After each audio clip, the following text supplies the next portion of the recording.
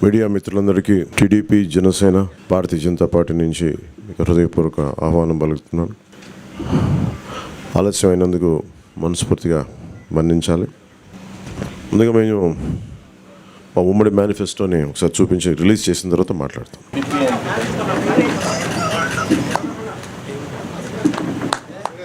తెలుగుదేశం పార్టీకి, జనసేన పార్టీకి వారి యోగంలో వచ్చిన రిప్రజెంటేషన్స్, అలాగే జనవాణి కార్యక్రమంలో వచ్చిన వినతులు కానీ, ఆన్లైన్లో వచ్చిన సూచనలు కానీ, అందరికీ రెండు పార్టీలకు వచ్చిన సూచనలని క్రోడీకరించి ఈ మేనిఫెస్టో తయారు చేయడం జరిగింది.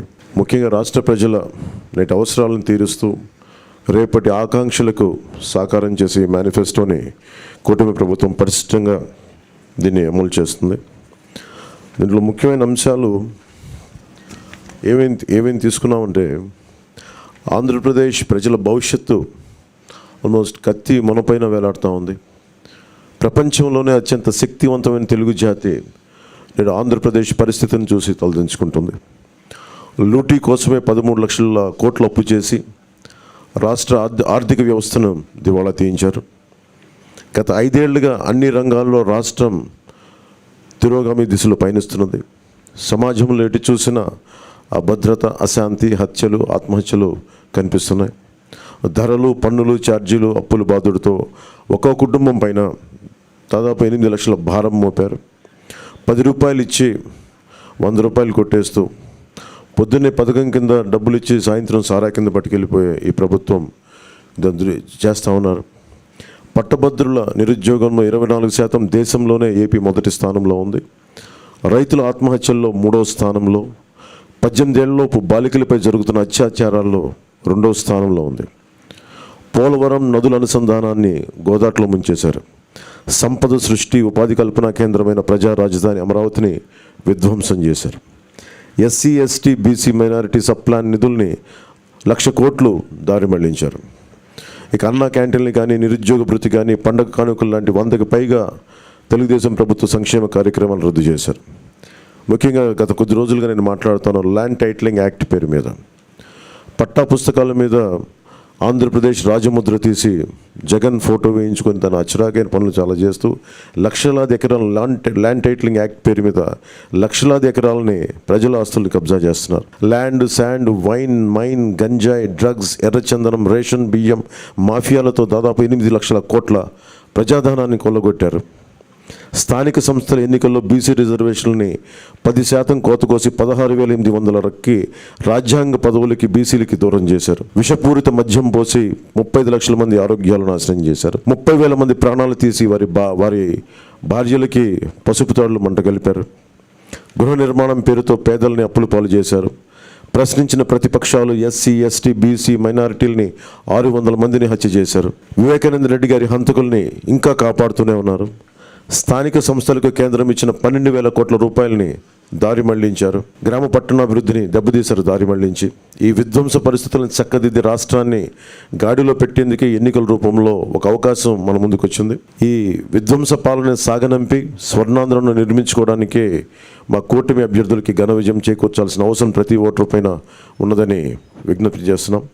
తెలుగుదేశం పార్టీ చేసిన సూపర్ 6, అలాగే జనసేన ప్రతిపాదించిన షణ్ముఖ వ్యూహం, ఈ మూడిటితో కలిపి ముందుగా మేము 12తో ప్రారంభించి ఈరోజు సంపూర్ణంగా అన్ని ఎస్సీ, ఎస్టీ, అన్ని రకాల వర్గాలకి, ముస్లిం మైనారిటీలకి, క్రిస్టియన్లకి, అన్ని సంఘాల వాళ్ళకి, అన్ని రంగాల వాళ్ళకి చాలా సమగ్రంగా ఏర్పడిన కూటమి ఇది మన ఈ మేనిఫెస్టో. ఇది ముఖ్యంగా దీంట్లో నేను మీ దృష్టికి తీసుకొచ్చేది యువతకి 20 లక్షల ఉద్యోగాలు ఈ 5 సంవత్సరాల్లో, అలాగే నెలకి మనకి 3,000 రూపాయలు నిరుద్యోగ భృతి, స్కూల్కి వెళ్ళే ప్రతి విద్యార్థికి ఏడాదికి 15,000 రూపాయలు, ప్రతి రైతుకి ఏటా 20,000 ఆర్థిక సాయం, ప్రతి మహిళకి నెలకి 1,500 రూపాయలు, 19 సంవత్సరాల నుంచి 59 సంవత్సరాల వరకు, ప్రతి ఇంటికి ఏడాదికి ఉచితంగా 3 గ్యాస్ సిలిండర్లు, మహిళలకి ఉచిత బస్సు ప్రయాణం. మత్స్యకారులకు సంబంధించి సముద్ర వేట విరామ సమయంలో మత్స్యకారులకు 20,000 రూపాయల ఆర్థిక సాయం. GO2 2017ని రద్దు చేస్తాం. బోట్ల మరమ్మతులకు కానీ, ఆధునిక కమ్యూనికేషన్లకు కానీ ఆర్థిక సాయం అందిస్తాం. ముఖ్యంగా ఆర్యవైశ్య సంక్షేమానికి ఆర్యవైశ్య కార్పొరేషన్కి తగు మేరకు నిధులు కేటాయింపు, చిరు వ్యాపారాలకు వడ్డీ లేని రుణాల సౌలభ్యం, స్వేచ్ఛాయుత వాతావరణంలో వ్యాపార నిర్వహణకు పటిష్ట చర్యలు, ముఖ్యంగా కన్యకా పరమేశ్వరి అమ్మవారి ఆత్మార్పణ దినోత్సవాన్ని అధికార కార్యక్రమంగా చేపడతాం. ఆక్వా రంగానికి సంబంధించి అవసరం ఉన్న జిల్లాల్లో 5,000 టన్నులు నిల్వ సామర్థ్యం కలిగిన కోల్డ్ స్టోరేజ్లు, అన్ని జోన్లో ఉన్న వారికి విద్యుత్ యూనిట్కి గతంలో లాగే ₹50 సరఫరా చేస్తాం. ట్రాన్స్ఫార్మర్ల ధర తగ్గిస్తాం. ఏవియేటర్లపై సబ్సిడీ అందిస్తాం. ఏ ఇసుక కోసం అయితే దోపిడీ చేసిందో జేపీ వెంచర్స్, దానికి ప్రజల నుంచి దాదాపు 39 మంది పైగా భవన నిర్మాణ కార్మికులు చనిపోయారు. మేమందరం వారికి అండగా ఉన్నందుకు ఈ రోజున వారికి సామాన్యులకి ఇసుక అందుబాటులో ఉండే విధంగా సమగ్రమైన ఇసుక విధానం, అలాగే ముఖ్యంగా విద్యార్థులకు సంబంధించి ఎయిడెడ్ కాలేజీలు, ప్రైవేట్ పీజీ విద్యార్థులకి ఫీజు రీయింబర్స్మెంట్ పునరుద్ధరిస్తాం. కాలేజీలకి రుసుము చెల్లించే సర్టిఫికేట్లు విద్యార్థులకు చిక్కులు లేకుండా చేస్తాం. ల్యాండ్ టైటిలింగ్ యాక్ట్ని రద్దు చేసి ప్రజలకి రక్షణ కల్పిస్తాం. మిగతావన్నీ చంద్రబాబు గారు తెలియజేసుకుంటారు. గౌరవ మాజీ ముఖ్యమంత్రి గౌరవనీయులు పవన్ కళ్యాణ్ గారు, గౌరవనీయులు సిద్ధార్థరాజ్ సింగ్ గారు, పత్రికా విలేకరులకు అందరికీ నమస్కారాలు. ఇప్పుడే పవన్ కళ్యాణ్ గారు మీకు సూచనగా చెప్పడం జరిగింది. అయితే దీనిపైన చాలా తరో ఎక్సర్సైజ్ చేశాం.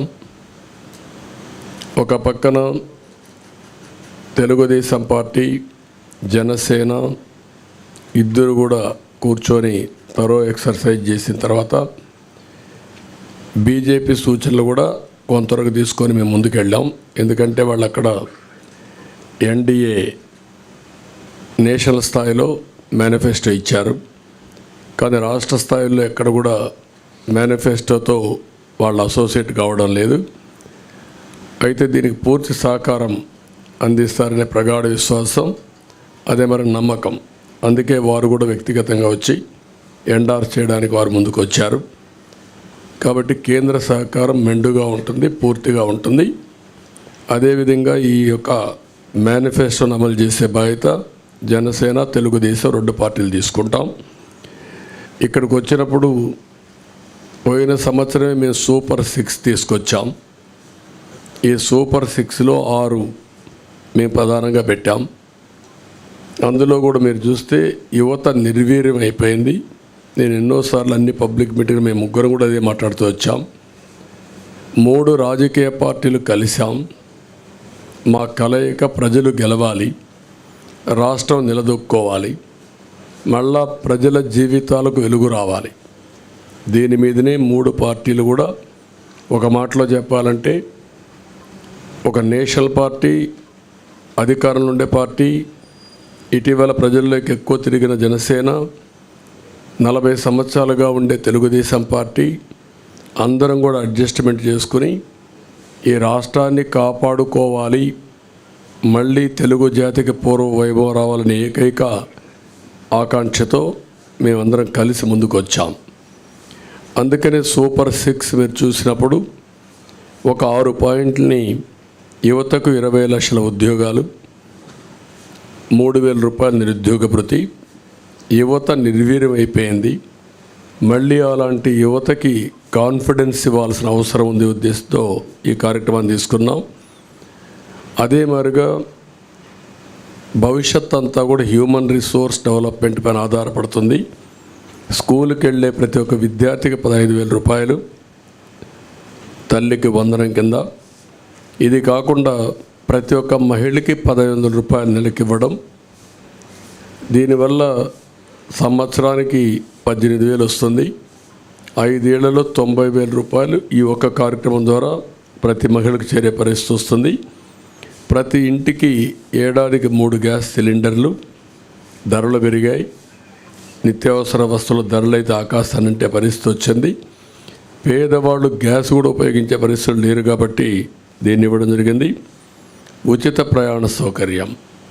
దీనివల్ల మొబిలిటీ మహిళల్లో ఎక్కువ ఉంటుంది. ఉద్యోగాలు చేయాలన్నా, వ్యాపారాలు చేయాలన్నా, బయట పోయి రావాలన్నా చాలా సులభంగా ఉంటుంది. అందుకే ఈ కార్యక్రమం తీసుకొచ్చాం. దీనికి తోడుగా షణ్ముగ వ్యూహం ఇది యాడ్ చేశాం. అందులో కూడా మీరు చూస్తే ఇంటింటికి రక్షిత మంచినీరు కొళ్ళాయి ద్వారా నీళ్ళు ఇవ్వడం. రెండోది రాష్ట్ర వ్యాప్తంగా స్కిల్ సెన్సస్, ఇది first of it's kind in the country. ఇంతవరకు కులగణన చేశాం. రిలీజియన్గా ఏ కమ్యూనిటీ ఎంత ఉన్నారు, ఏ రిలీజియన్ ఎంతమంది ఉంటారో చేశాం. ఫస్ట్ టైం స్కిల్ గణన చేయడం, అంటే స్కిల్ ఎవరికి ఎలాంటి స్కిల్స్ ఉన్నాయి, ఎలాంటి స్కిల్స్ సమాజంలో మెరుగైన అవకాశాలు ఉంటాయి, ప్రపంచంలో ఎలాంటి డెవలప్మెంట్ జరుగుతాయి, ఎలాంటి స్కిల్స్ మన యువతకు కానీ అందరికి కానీ ఇవ్వగలిగితే ప్రొడక్టివిటీ పెరుగుతుంది అనే దానిపైన మెయిన్గా ఫోకస్ చేయడం కోసం దీన్ని పెట్టుకోవడం జరిగింది. ఇంకొక పక్క చిన్న మధ్య తరహా పరిశ్రమలకి, అంకుర సంస్థలకి ప్రాజెక్ట్ వ్యయంలో గరిష్టంగా 10 లక్షల రూపాయల సబ్సిడీ ఇవ్వడం. ఇది కాకుండా ఇంకొక పక్కన చూస్తే ఎన్డీఏ ప్రభుత్వం తెచ్చిన 10% ఈడబ్ల్యూఎస్ రిజర్వేషన్స్ అమలు చేస్తాం. అది economically middle class all OCs ఎవరైతే ఉన్నారో వాళ్ళల్లో 10% ఈడబ్ల్యూఎస్ రిజర్వేషన్స్ పెట్టి అందులో కూడా ఎకనామికలీ బ్యాక్వర్డ్కి రిజర్వ్ చేసి విద్యా ఉద్యోగాల్లో ప్రాధాన్యత ఇస్తాం. ప్రజాదాని అమరావతిని మళ్ళా కొనసాగించి ఉపాధి ఉద్యోగ అవకాశాలన్నీ కల్పిస్తాం. ఇది కాకుండా ఇంకొక పక్కన మీరు చూస్తే యువత కోసం చాలా స్పష్టమైన ఒక మేనిఫెస్టో తీసుకొస్తున్నాం. దీంట్లో మీరు చూసినప్పుడు మెగా డిఎస్సి ఫస్ట్ సిగ్నేచర్ కింద పెడతాం. ప్రతి సంవత్సరం జాబ్ క్యాలెండర్ ఉంటుంది.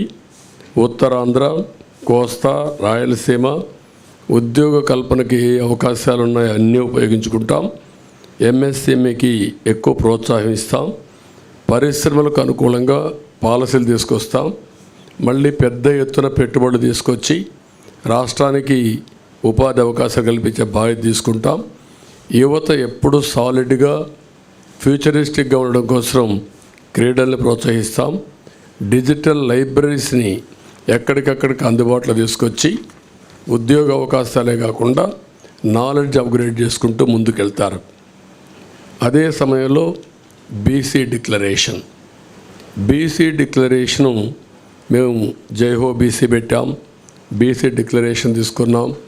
50 సంవత్సరాలకే నెలకు 4,000 రూపాయలు పెన్షన్ బీసీలకు ఇస్తాం. బీసీలకు వాళ్ళ రక్షణ కోసం ప్రత్యేకమైన చట్టం ఒకటి తీసుకొస్తాం.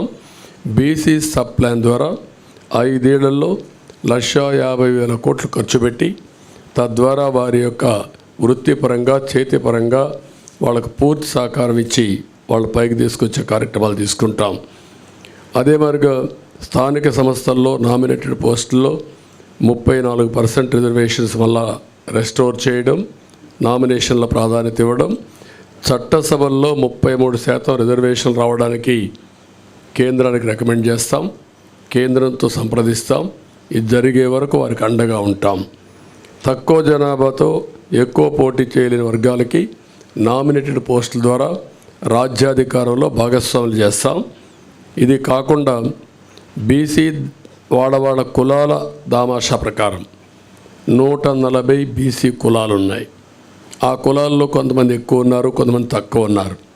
అందరి యొక్క జనాభా దామాషా వారి యొక్క ఎకనామిక్ కండిషన్ బట్టి వాళ్ళందరినీ కూడా ఎవాల్యుయేట్ చేస్తాం. దీని ప్రకారం కార్పొరేషన్లు పెట్టి అన్ని కార్పొరేషన్లకు నిధులిచ్చి తద్వారా వాళ్ళని ఆర్థికంగా పైకి తేవడం కోసం కృషి చేస్తాం. స్వయం ఉపాధికి ప్రతి సంవత్సరం ఒక 10,000 కోట్లు ఖర్చు పెడతాం బీసీల కోసం. ఇంకొక పక్క ఆదరణ కింద ఒక 5,000 కోట్లు ఖర్చు పెట్టి ఆధునిక పనిముట్లు అప్పజెప్పి వాళ్ళ యొక్క వృత్తిపరంగా చేసుకునే పనుల్లో ఆదాయాన్ని పెంచడం కోసం ముందుకు పోతాం. ఒక్కొక్క కులంలో వారసత్వంగా కొన్ని వృత్తులు వస్తూ ఉంటాయి. ఈరోజు యాదవులు ఉన్నారు. యాదవులు ఎప్పుడు కూడా పాడి పరిశ్రమ పైన ఎక్కువ ఆధారపడతారు. అందుకే ఈసారి పాడి పరిశ్రమకు కూడా ఇన్సూరెన్స్ పెట్టి అన్ని ఆవులు కానీ గేదెలు కానీ వీటికన్నిటికి ఇన్సూరెన్స్ పెట్టి ఎక్కువ రుణాలు ఇచ్చి ఆధునీకరణలో వాళ్ళని కూడా ఇన్వాల్వ్ చేసి వాళ్ళని డెవలప్ చేస్తాం. అదే మరి కురబ కులస్తులను చూస్తే గొర్రెల పెంపకంలో కూడా వాళ్ళు ఉంటారు. ఈరోజు అత్యాధునిక ప్రమాణాలతో మనం డెవలప్ చేసే అవకాశాలు ఉన్నాయి. అలాంటి పరిస్థితుల్లో వారికి ఇది వృత్తిపరంగా వారిని ఎంపవర్ చేస్తాం. చేనేత పరిశ్రమకి ఎవరైతే బాగా ఇబ్బందుల్లో ఉన్నారో అలాంటి వారందరికీ పవర్ లూమ్స్కి ఒక 500 యూనిట్లు, హ్యాండ్లూమ్కి 200 యూనిట్లు ఉచితంగా కరెంట్ ఇస్తాం. 24,000 రూపాయలు సంవత్సరానికి వాళ్ళకి ఇచ్చే బాధ్యత తీసుకుంటాం. ప్రతి కుటుంబానికి కూడా ఒక 24,000 రూపాయలు ఇచ్చి వాళ్ళని ఆదుకుంటాం. ఇవి కాకుండా ఈరోజు నాయీ బ్రాహ్మణులకి వాళ్ళ గౌరవ వేతనం, దేవాలయాల్లో పనిచేసే అందరికీ 25,000 రూపాయలు గౌరవ వేతనం ఇప్పిస్తాం. షాపులకు 200 యూనిట్లు కరెంటు ఉచితంగా ఇస్తాం. గీత కార్మికులకి మద్యం షాపుల్లో 10% రిజర్వేషన్లు పెడతాం.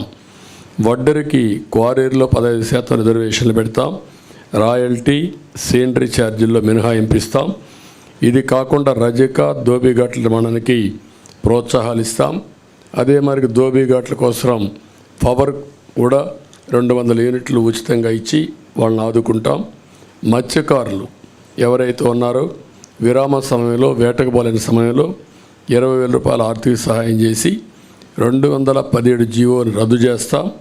వారిని అన్ని విధాలు ఆదుకోవడానికి బోట్ల మరమ్మతులు కానీ, కొత్త బోట్లు కొనియడం కానీ ఇవన్నీ చేస్తాం.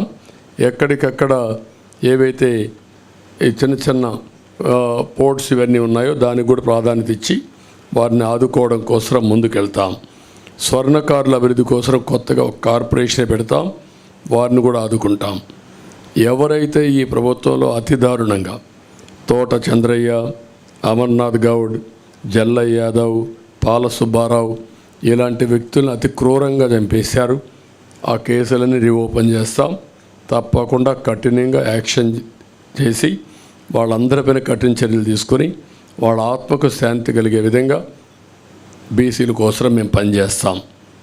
ఇంకొక పక్క మహిళలు ఉన్నారు.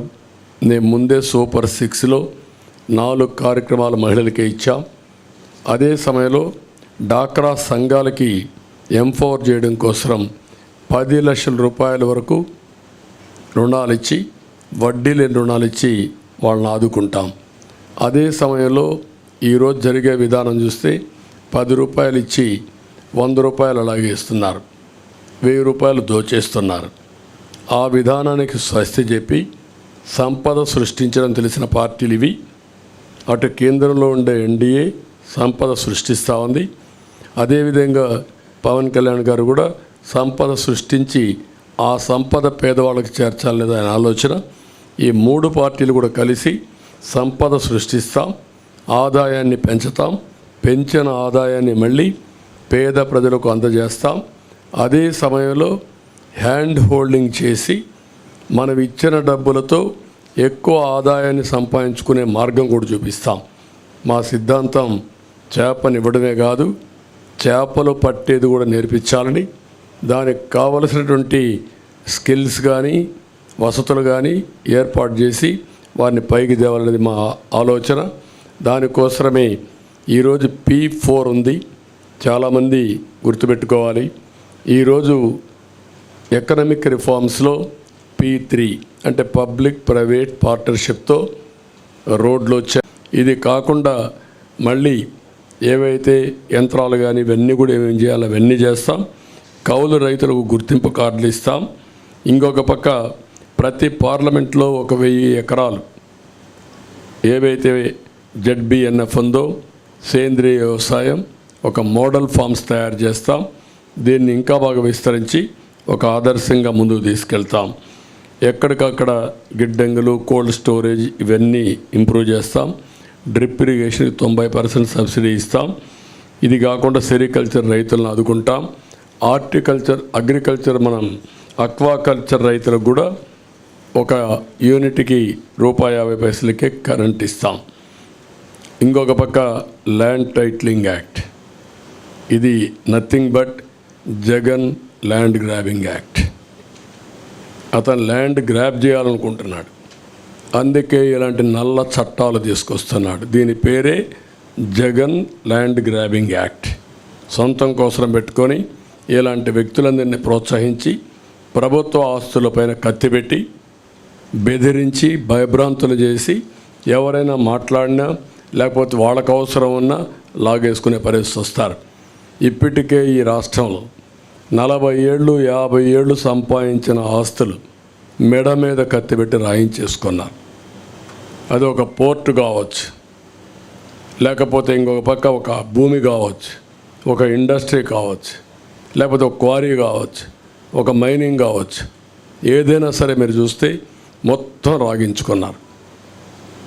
ఎందుకు పోర్ట్లు చేతులు మారాయని అడుగుతున్నా, ఎందుకు సెజ్లు చేతులు మారాయని అడుగుతున్నా, ఎందుకు స్టూడియోస్ చేతులు మారాయని అడుగుతున్నా, ఎందుకు ఆస్తులు బలవంతంగా చేతులు మారాయని అడుగుతున్నా. There is no answer. ప్రతి ఒక్కరూ ఏ స్థాయికి వచ్చారంటే మా ప్రాణాలు ఉంటే చాలు, మేము బ్రతికితే చాలు, ప్రాణాలుంటే వేరే ప్రాంతాలకు పోయి 10 రూపాయలు సంపాదించుకుంటాం, ఇక్కడుండి మేము ప్రాణాలు పోగొట్టుకోలేమనే ఉద్దేశంతో సరెండర్ చేసేసారు. 30 ఏళ్ళు 40 ఏళ్ళు సంపాదించిన ఆస్తులవి. అలాంటి దుర్మార్గమైన కార్యక్రమాలు జరిగాయి. అవన్నీ కూడా నేను ఎగ్జాంపుల్ చెప్పమంటే అన్నీ చెప్పడానికి సిద్ధంగా ఉన్నా. రేపు గవర్నమెంట్ వస్తానే ఒకటి కాదు ఎందుకు మారాయో నేను అడుగుతున్నా. కాకినాడ సెజ్ ఎందుకు మారింది, కాకినాడ పోర్ట్ ఏంటి, గంగవరం పోర్ట్ అన్నీ ఒకటి కాదు. మైనింగ్ ఈరోజు సిలికా మైనింగ్ మన గూడూరు దగ్గర ఉన్నాయి. ఒక్క ఓనర్ ఉన్నాడు, ఒరిజినల్ ఓనర్. దాంట్లో రాష్ట్రంలో క్వారీస్ ఉన్నాయి, కనీసం చిన్న చిన్న క్వారీస్ కూడా మొత్తం లాగేశారు. ఒక్క క్వారీ ఎవరి దగ్గర లేదు. గ్రనైట్, గెలాక్సీ గ్రనైట్ ఎందుకు చేతులు మారాయి, ఎవడు తీసుకున్నాడు? ఎవరైనా బరి తెగించి నువ్వు చంపేసినా పర్వాలేదు అని అడ్డం తిరిగిన వాళ్ళు క్యాన్సిల్ చేసి హెవీ ఫైన్స్ వేసి ఆపరేట్ చేయకుండా చేసి సమయం వచ్చినప్పుడు చూసుకుంటాను గమ్మునుండే పరిస్థితికి వచ్చారు. ఈరోజు మీరు చూశారు శాండ్ విషయంలో సుప్రీంకోర్టు మేము ఎన్ని ఆదేశాలు ఇచ్చినా మీరు యాక్షన్ చేయడం లేదు కాబట్టి ఇమ్మీడియట్ పండి, ఎక్కడ కూడా ఇసుక తవ్వడానికి వీలు లేదు, ఇమ్మీడియట్గా మాకు కౌంటర్ ఫైల్ చేయమని గవర్నమెంట్కి ఇక్కడ డిపార్ట్మెంట్కి ఆదేశాలు ఇచ్చే పరిస్థితి వచ్చింది. ఎన్నిసార్లు కామెంట్ చేశారు హైకోర్టు, ఎన్నిసార్లు కామెంట్ చేశారు సుప్రీంకోర్టు. ఎన్జిటి ఎంత స్పష్టమైన ఆదేశాలు ఇచ్చింది అంటే కోర్టులు అంటే లెక్కలేదు, రెగ్యులేటరీ ఏజెన్సీస్ అంటే లెక్కలేదు, ఇష్టానుసారంగా చేసే పరిస్థితికి వచ్చారు. అందుకే మేము వస్తానే జగన్ ల్యాండ్ గ్రాబింగ్ యాక్ట్ని రద్దు చేస్తాం. ఇది ఆయన కోసం పెట్టుకున్న ల్యాండ్ గ్రాబింగ్ యాక్ట్. ఇది నన్ను అడిగారు భాస్కర్ రెడ్డి అనే వ్యక్తి పులివెందల్లో జగన్మోహన్ రెడ్డి సతీమణిని అడిగారు. ఏమడిగారు? మా నాన్న మా తాత ఇచ్చిన భూమి పైన మీ ఫోటో ఎందుకు పెట్టుకున్నారు, మీ ఆయన ఫోటో ఎందుకు పెట్టుకున్నారు అడిగారు. రాజముద్ర పడవలసింది ఎక్కడ, ఇలాంటి ఫోటో వేస్తే ఎవరు సహిస్తారని అడుగుతున్నా. What is the answer? నువ్వు అంటున్నావు కదా నన్ను మెచ్చారని, సమాధానం చెప్పు. నువ్వు ఇచ్చావా ఈ ఆస్తి? మీ తాత ఇచ్చాడు ఈ ఆస్తి? నీ సాక్షి పేపర్ నుంచి సంపాదించి ఇచ్చారా? మీ భారతీయ సిమెంట్ నుంచి ఒక బస్తా ఉచితంగా ఇచ్చావా? కాబట్టి ఇవన్నీ కూడా మనం గుర్తుపెట్టుకోవాల్సింది. ప్రజలు మాటలాడలేని పరిస్థితి, నిస్సహాయ స్థితికి నెట్టేసి భయభ్రాంతులు చేసి పోలీసులు పెట్టుకొని ఐహ్యాండెడ్గా మాట్లాడితే అరెస్టులు చేసి, అరెస్ట్ చేసిన తర్వాత వాళ్ళు పోలీస్ టార్చర్ చేసి ఇలాంటి దుర్మార్గమైన పనులు చేశారు. కాబట్టి దీనిపైన ఇప్పుడు అన్నీ అయిపోయినాయి. ఇప్పుడు కడాన ప్రైవేట్ ఆస్తులపైన కూడా పెట్టారు. ఇప్పుడు చాలామంది రాష్ట్రం వదిలిపెట్టి వెళ్ళిపోతున్నారు. నిన్న మీరు చూశారు ఒక అమ్మాయి ఆరుద్ర, ఆ ఆరుద్ర అమ్మాయి వారణాసికి వెళ్ళిపోయింది. వారణాసికి వెళ్ళిపోయి మళ్ళా తిరిగి నేను రావాలంటే ఈ ప్రభుత్వం పోతే వస్తాను, నేను రాలేనని చెప్పే పరిస్థితికి వచ్చింది. మీ అందరికీ ఐడియా ఉంది ఆరుద్ర ఏ విధంగా ఫైట్ చేసిందో. రంగనాయకమ్మ ఏం తప్పు చేసింది ఆవిడ? ఈ రాష్ట్రం వదిలిపెట్టి వేరే రాష్ట్రానికి పొట్ట కోసరం పోయే పరిస్థితి వచ్చేసింది. కనీసం లైవ్లీహుడ్, తిండి కోసం వేరే రాష్ట్రానికి వారిపోయే పరిస్థితికి వచ్చారు. ఇది అరాచకాలకు పరాకాష్ట. ఇప్పుడు ఫైనల్గా ఈ ల్యాండ్ టైటిలింగ్ యాక్ట్ పేరుతో జగన్ గ్రాబింగ్ యాక్ట్ తీసుకొచ్చారు. సాగునీటి ప్రాజెక్టులు అన్నిటికల్లా చాలా పెద్ద సమస్య ఉంది. ఈరోజు గుక్కడి నీళ్ళు లేవు, తాగడానికి నీళ్ళు లేవు, సాగునీరు లేదు. నీళ్ళన్నీ మిస్మేనేజ్మెంట్ అయినాయి, సముద్రంలోకి వెళ్ళిపోయినాయి, ప్రాజెక్టులు ఏది పూర్తి కాలేదు. ఇరిగేషన్ మేనేజ్మెంట్ అడ్వాన్స్ స్థాయిలో ఉంది. కాలువలు దవ్వలేదు, పంట కాలువలు లేవు, డ్రైనేజెస్ లేవు, వాటర్ మేనేజ్మెంట్ లేవు, రిజర్వాయర్లు కొట్టుకోబోతున్నాయి. ఇంతవరకు మీరు చూస్తే అన్నమయ్య ప్రాజెక్ట్ కొట్టుకొని పోతే ఏం చేస్తారో చెప్పలేని నిస్సహాయ స్థితి. గుండ్లకమ్మ ప్రాజెక్టు గేట్స్ 3 సార్లు కొట్టుకొని పోయే పరిస్థితి, పులిచింతల గేట్స్ కొట్టుకొని పోయే పరిస్థితి. What is the reason? కనీసం మెయింటెనెన్స్ లేదు. ఇలాంటివన్నీ ఉన్నాయి. అన్ని ఇరిగేషన్ ప్రాజెక్ట్స్ పూర్తి చేస్తాం. పోలవరం గోదావరి అయిపోయింది, పోలవరం పూర్తి చేస్తాం, నదులు అనుసంధానం చేస్తాం. అక్కడి నుంచి ఆల్ ప్రాజెక్ట్స్ ప్రాధాన్యత ఇచ్చి ముందుకు తీసుకెళ్తాం.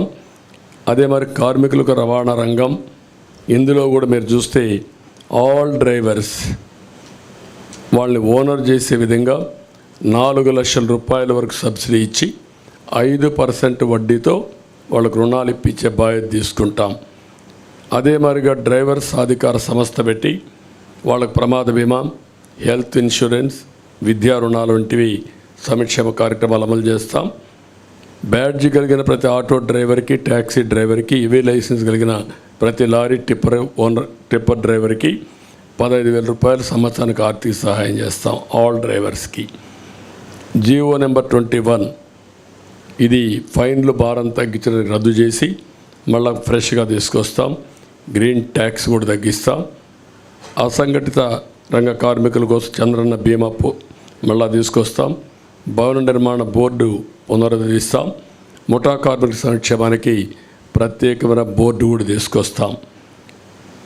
మళ్ళీ ఇన్సూరెన్స్ చంద్రన్న బీమా పథకాన్ని తీసుకొచ్చి సహజ మరణానికి 5 లక్షలు, యాక్సిడెంట్ జరిగిపోతే 10 లక్షల రూపాయలు ఆర్థిక సహాయం చేస్తాం. ఫస్ట్ టైం హెల్త్ ఇన్సూరెన్స్ తీసుకొస్తున్నాం. ప్రతి ఒక్క కుటుంబానికి 25 లక్షల రూపాయలు హెల్త్ ఇన్సూరెన్స్ చేస్తాం. 25 లక్షల రూపాయలు ఇన్సూరెన్స్ ఇప్పిస్తాం. ప్రతి ఒక్కరిది డిజిటల్ హెల్త్ కార్డ్స్ ఎస్టాబ్లిష్ చేస్తాం. ప్రతి ఒక్క మండలంలో జనరిక్ మెడికల్ షాప్ ఒకటి పెడతాం. అవి పెట్టినప్పుడు చాలా కాస్ట్ ఎఫెక్టివ్గా ఉంటుంది. అవి కూడా పెట్టి అందరికి అందుబాటులో పెడతాం. బీపీ, షుగర్ వంటి నాన్ కమ్యూనికబుల్ డిసీజెస్ ఉండే వాళ్ళందరికీ ఉచితంగా జనరిక్ మెడిసిన్స్ని సప్లై చేస్తాం. విద్యుత్ ఛార్జీలు నియంత్రణ చేస్తాం. మళ్ళా కట్టడి చేస్తాం. అవినీతి అరికడతాం. సమర్థత పెంచుతాం. ఇంకొక పక్క చెత్త పన్ను ఇలాంటివన్నీ కూడా రద్దు చేస్తాం. ఇంటి పన్నులు కూడా హేతుబద్ధత ఉండాలి. ఇవన్నీ కూడా ఎక్కడికక్కడ సమీక్ష చేస్తాం. పెట్రోల్, డీజిల్ కూడా ధరల నియంత్రణ చేస్తాం. మద్యం ధరల్ని నియంత్రణ చేయడమే కాకుండా విషపూరిత బ్రాండ్లు ఏవైతే ఉన్నాయో అవన్నీ రద్దు చేసి సమగ్రమైన ఎంక్వైరీ చేసి తద్వారా వీళ్ళు చేసిన తప్పుడు పనులను ఎస్టాబ్లిష్ చేసి ఎవరైతే కల్పరేట్స్ ఉన్నారో వాళ్ళని పనిష్ చేసి మళ్ళీ ఈ రాష్ట్రంలో ఇలాంటి స్పూరియస్ లిక్కర్ లేకుండా చేసే బాధ్యత తీసుకుంటాం. అన్నా క్యాంటీన్లు ఏర్పాటు చేస్తాం. ఇంకొక పక్కన రేషన్ పంపిణీ విధానం కూడా సమీక్ష చేస్తాం.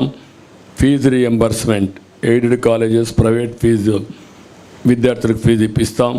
కాలేజీలకే రుసుము చెల్లించి మళ్ళీ సర్టిఫికెట్ రాకుండా పోవడం, ఎగ్జామ్స్ రాకుండా పోవడం ఇలాంటి సమస్యలు లేకుండా చేస్తాం. ఉచిత ఇసుక విధానాన్ని తీసుకొస్తాం. దానికి సమగ్ర పాలసీ తీసుకొస్తాం. పగడ్బందీగా కన్స్ట్రక్షన్ యాక్టివిటీ జరిగే విధంగా కార్యక్రమం తీసుకొస్తాం. విద్య కేజీ టు పీజీ సిలబస్ అంతా కూడా రివ్యూ చేస్తాం. రాష్ట్రంలో అనేక స్కూళ్ళు 117 జీవో వల్ల మూతపడిపోయినాయి. అవన్నీ ఏం చేయాలో చేస్తాం. విదేశ విద్యని మళ్ళీ ప్రారంభిస్తాం. మళ్ళీ అందరికి వర్తిస్తాం. 100 రోజుల్లో గంజాయి, అదే మరిగా ఏదైతే డ్రగ్స్, ఈ 2 కంట్రోల్ చేస్తాం. ఐరన్ హ్యాండ్తో డీల్ చేస్తాం. ఉక్కు పదంతో అణిచివేస్తాం. ఎట్టే పరిస్థితుల్లో ఈ రాష్ట్రంలో డ్రగ్స్ ఉండడానికి వీల్లేదు, గంజాయి ఉండడానికి వీల్లేదు. 5 ఏళ్లలో ఒక్కసారి కూడా సమీక్ష చేయనటువంటి బాధ్యత లేని ముఖ్యమంత్రి.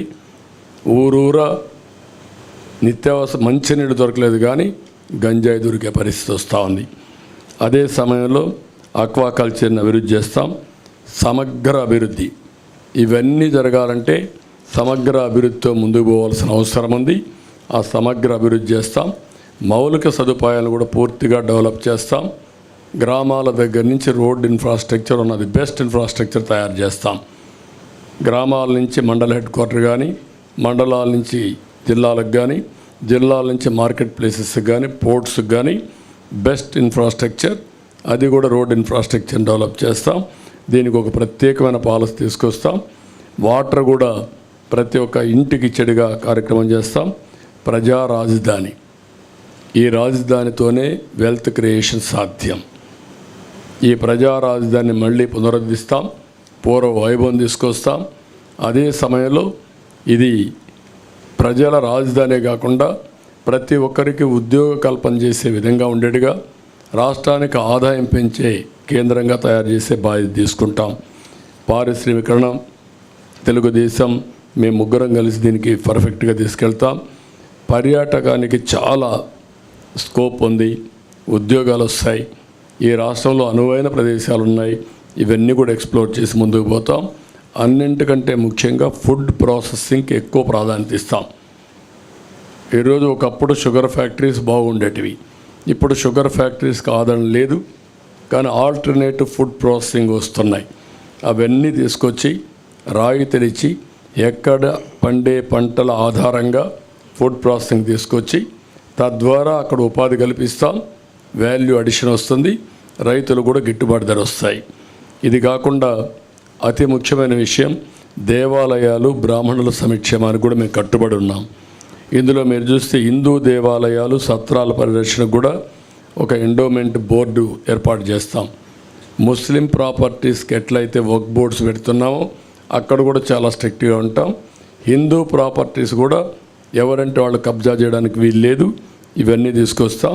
అక్కడ కూడా మసీదులకు ఆర్థిక సహాయం కానీ ఇమాములకు ఇచ్చినట్టు ఇక్కడ కూడా మీరు ఒకసారి చూస్తే వార్షిక ఆదాయం 50,000 రూపాయలు ఉన్న ఆలయాల్లో పనిచేస్తున్న అర్చకులకి కనీస వేతనం 15,000 రూపాయలు పెంచుతున్నాం.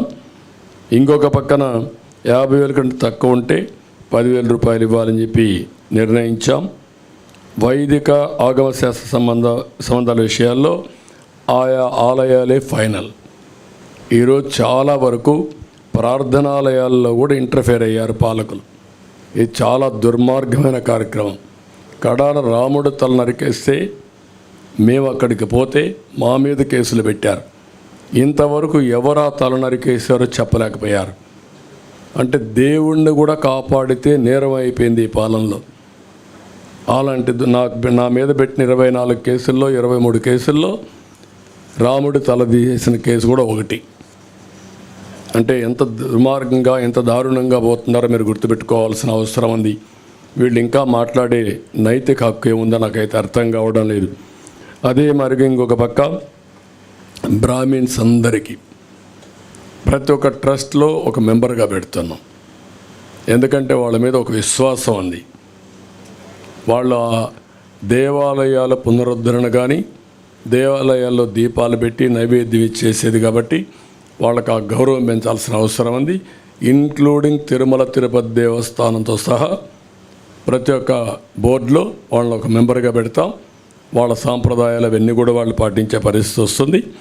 ఇంకొక పక్కన తిరుపతి, ఒంటిమిట్ట లాంటి పుణ్యక్షేత్రాలని అక్కడుండే అవన్నీ కూడా మన ఆగమ శాస్త్రాలు కావచ్చు, మన సాంప్రదాయాలు కావచ్చు, అవన్నీ కూడా కాపాడడం కోసం మళ్ళీ ఇవన్నీ ముందుకు తీసుకెళ్తాం. Brahmin corporation, Brahmin cooperative credit society కూడా బలోపేతం చేస్తాం. ఇంకొక పక్కన బ్రాహ్మిన్స్ అంతా అపరకర్మ చేసుకోవడానికి ప్రతి నియోజకవర్గంలో ఒక భవనం కావాలన్నారు, అవి కూడా కట్టిస్తాం. ఇవన్నీ చేసి బ్రాహ్మిన్స్ అంతా వేద విద్య అభ్యసించిన నిరుద్యోగులు కూడా ఉన్నారు, వాళ్ళకు కూడా ఒక 3,000 రూపాయల ఆర్థిక సహాయం చేస్తాం నిరుద్యోగ భృతి కింద. ఇవి కాకుండా ఇంకొక పక్క ఉత్తరాంధ్ర అభివృద్ధికి మేము కట్టుబడి ఉన్నాం. విశాఖపట్నం ఆర్థిక రాజధానిగా చేస్తాం. పెద్ద ఎత్తున ఇండస్ట్రీస్ తీసుకొస్తాం. అదే మాదిరిగా భావనపాడు, విశాఖపట్నం ఎయిర్పోర్ట్ ఇవన్నీ చేసి విశాఖపట్నానికి పూర్వ వైభవం తీసుకొస్తాం. లా అండ్ ఆర్డర్ కంట్రోల్ చేస్తాం. ఈ కబ్జాలు అరికడతాం. రాయలసీమని హార్టికల్చర్ హబ్గా చేస్తాం. ఇండస్ట్రీస్ తీసుకొస్తాం. చెన్నై, బెంగళూరు ఇండస్ట్రియల్ కారిడార్లో ఉండే ముఖ్యమైన నోడ్స్ అని డెవలప్ చేసి రాయలసీమ అభివృద్ధిని, రాయలసీమని ఆటోమొబైల్ హబ్గా తయారు చేస్తాం. ఇప్పటికే మీరు చూస్తే కియా మోటార్స్ వచ్చింది, హీరో మోటార్స్ వచ్చింది, అపోలో టైర్స్ వచ్చింది, ఇలాంటి చాలా వచ్చాయి. ఆ ఎకో సిస్టమ్ కంటిన్యూ చేస్తాం. పంచాయతీరాజ్ డిక్లరేషన్, ఇక్కడ పంచాయతీరాజ్కి అధికారాలు పోయినాయి, నిధులు లేవు, విధులు లేవు, అధికారాలు లేవు, సెంట్రల్ గవర్నమెంట్ ఇచ్చిన నిధులు కూడా డైవర్ట్ చేశారు. అవన్నీ కంట్రోల్ చేస్తాం, నియంత్రణ చేస్తాం. మళ్ళీ వాళ్ళకు పూర్తి అధికారాలు ఇచ్చి నిధులు, విధులు, అధికారాలు, ఆందోళన కూడా పెంచి వాళ్ళ గౌరవాన్ని పెంచుతాం. కడాన జర్నలిస్ట్కి కూడా నేను మొన్న అడిగాను, ఒకప్పుడు తెలుగుదేశంలో 2500 మందికి అక్రిడిషన్ ఉంటే ఇప్పుడు 1000 పడిపోయినాయి. ఒక సాక్షి, TV9 లేకపోతే NTV వీళ్ళకి మాత్రం ఉన్నాయి. అది ఈరోజు ఈ రాష్ట్రంలో పరిస్థితి. మీడియా పైన నియంత్రణ, మీడియా పైన దౌర్జన్యం. అందుకే పూర్వ వైభవం తీసుకొస్తాం, అందరికి అక్రిడిషన్ ఇస్తాం. ఉచిత నివాసం మీరు ఉండడానికి హౌస్ సైట్స్ లేకుండా చాలామంది అవస్థపడుతున్నారు. అవి పేపర్ మీదనే ఉన్నాయి. మీ విషయం కూడా మొట్టమొదటిసారి మా ఎలక్షన్ మేనిఫెస్టోలో పెడుతున్నాం కాబట్టి ఇది కూడా మీకు శుభవార్త. ఇది కాకుండా న్యాయవాదుల కోసం కూడా ప్రభుత్వ స్టైఫండ్ కింద 10,000 రూపాయలు ఇస్తాం. జూనియర్ న్యాయవాదులకు ప్రత్యేకమైన ట్రైనింగ్ ఇచ్చి వాళ్ళకు కూడా ఒక అకాడమీ ఏర్పాటు చేస్తాం. ఇది కూడా మీకు వాళ్ళకు కూడా ఒక ఫండ్ ఒకటి క్రియేట్ చేస్తాం. అగ్రిగోల్డ్ ఆస్తులు అమ్మి వారిని కూడా ఆదుకుంటాం. ఫైనల్గా గుడ్ గవర్నెన్స్, సమర్థవంతమైన పాలనతోనే ఇది సాధ్యం. ఈ గుడ్ గవర్నెన్స్లో ఒక భాగం లా అండ్ ఆర్డర్. ఎక్కడ లా అండ్ ఆర్డర్ పటిష్టంగా ఉంటే అక్కడ పీస్ ఉంటుంది, ఎక్కడ పీస్ ఉంటే అక్కడ ప్రాస్పరిటీ ఉంటుంది. దానికి కూడా మేము కట్టుబడి ఉన్నాం. గట్టిగా నిర్ణయాలు చేసి లా అండ్ ఆర్డర్ మెయింటైన్ చేసి పటిష్టమైన యంత్రాంగాన్ని తయారు చేసి మళ్ళీ అనుకున్న ఇవన్నీ సాధిస్తా అని చెప్పి తెలియజేసుకుంటూ ఇప్పుడు ప్రజలందరినీ కోరుతున్నా, మేము చేయాల్సిన అన్ని ప్రయత్నాలు చేసి మీ ముందుకు వస్తున్నాం. ఇప్పటికే మీరు పూర్తి ఆదరణ చూపిస్తున్నారు. 3 పార్టీల అభ్యర్థుల్ని 25 పార్లమెంట్లు, 175 అసెంబ్లీ, 3 పార్టీ అభ్యర్థులు ఎక్కడుంటే అక్కడ ఓట్లేసి అందరినీ గెలిపించే బాధ్యత తీసుకోమని ఆశీర్వదించమని ప్రజలందరినీ కోరుతున్నాం.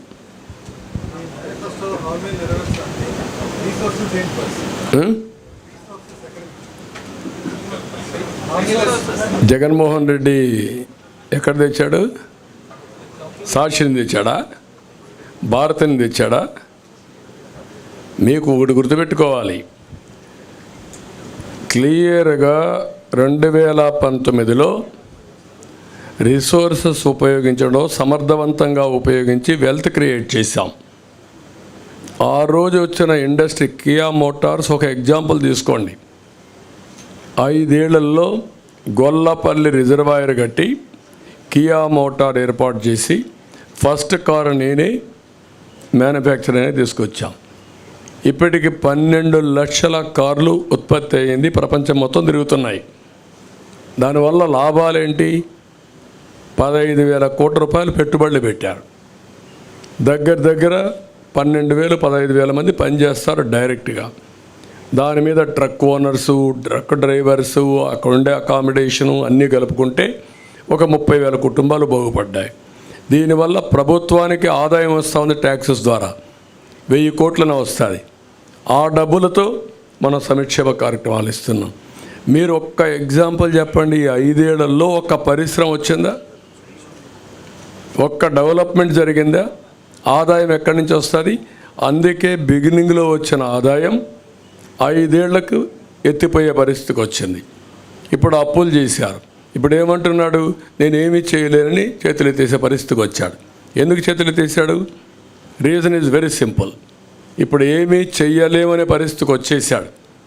అంటే ఎప్పుడు కూడా మీ ఖర్చులు మీ ఆదాయాన్ని 2 ఉంటాయి, అప్పులు కూడా ఉంటాయి. అప్పులు తెచ్చిన తర్వాత ఎగ్జాస్ట్ అయిపోయారు. నీకు అప్పిచ్చేవాళ్ళు లేడు. ఇప్పుడు అప్పిచ్చేవాళ్ళు లేరు, ఆదాయం వచ్చే మార్గాలు లేవు. ఆదాయ మార్గాలు మొత్తం క్లోజ్ చేసేసాం. అప్పులు ఇచ్చేవాళ్ళు చేతులెత్తే పరిస్థితికి వచ్చారు. ఇప్పుడు మిమ్మల్ని జప్తు చేసే పరిస్థితికి వచ్చారు. చేతులెత్తడం కాదు, జప్తు చేసే పరిస్థితికి వచ్చారు. ఒక్క అమరావతి ఒక ఎగ్జాంపుల్. 2,70,000 కోట్ల రూపాయలు ఆయన బటన్ నొక్కారంటున్నాడు. ఒక్క అమరావతిలో 3 లక్షల కోట్ల రూపాయలు యాజ్ ఆన్ టుడే ప్రజల ఆస్తి ఆవిరైపోయింది. వై?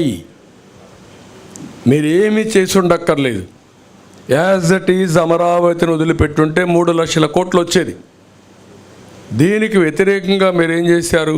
13 లక్షల కోట్లు అప్పు చేశారు. దానికి వడ్డీ కట్టాలి. అస్తవ్యస్త ఆర్థిక విధానాల వల్ల, విధ్వంసం వల్ల ఈ రాష్ట్రం సర్వనాశనం అయింది.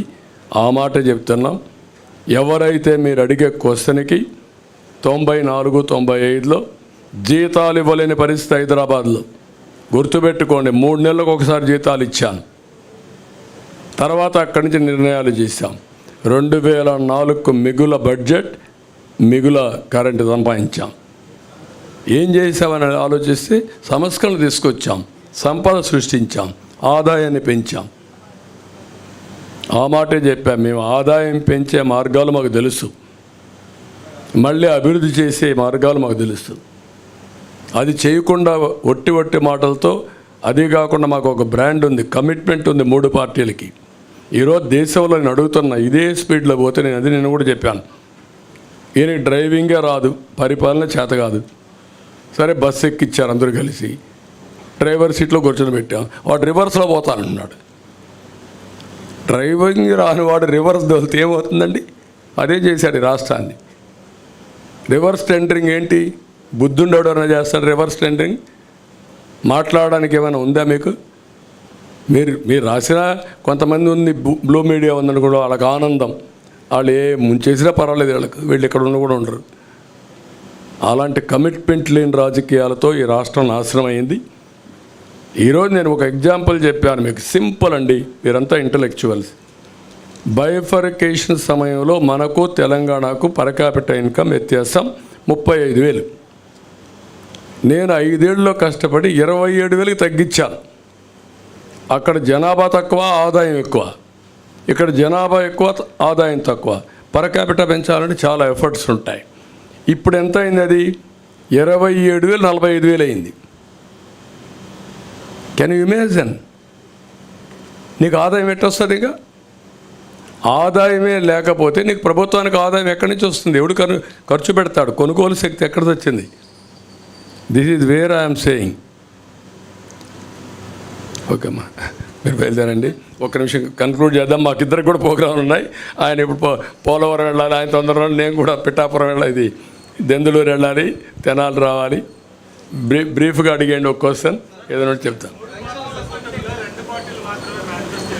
తప్పులేదు, ఎందుకంటే వాళ్ళు ఒక సిద్ధాంతపరంగా నేషనల్ లెవెల్లో ఎన్డీఏ ఉంటుంది. ఎన్డీఏ మేనిఫెస్టో ఇచ్చారు. ఏ రాష్ట్రంలో కూడా వాళ్ళు మేనిఫెస్టోలో ఇన్వాల్వ్ కావడం లేదు. సంఘీభావాన్ని తెలియజేస్తారు. ఆ మాట వారు కూడా చెప్తా, వినండి.